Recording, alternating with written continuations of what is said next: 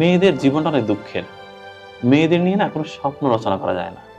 অন্তত মেয়ে সন্তানকে নিয়ে না।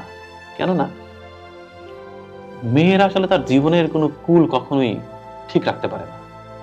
বাবার সংসারে একরকম অ্যাটিচিউড করতে হয় তাকে। বিয়ে হওয়ার পরে স্বামী সংসারে গিয়ে আরেক রকম আচরণ করতে হয়। আবার বৃদ্ধ বয়সে গিয়ে ছেলের সংসারে গিয়ে আরেক রকমের রূপ ধরতে হয়।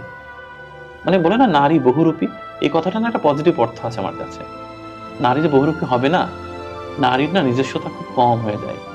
সমাজটা এরকম যে নারীকে বারবার মানে স্রোতের মধ্যে ঠেলে দেওয়া হয়। নারীকে অনেক কিছু সইতে হয় এই জীবনে।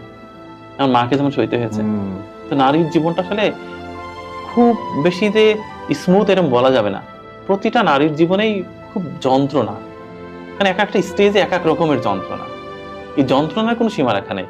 আমার তো মনে হয় প্রত্যেকটি নারী আসলে যন্ত্রণার মানে একেবারে বিশাল বড় একটা গোডাউন তৈরি করে রেখেছে হৃদয়ের ভিতরে। খুলে দিলে পৃথিবী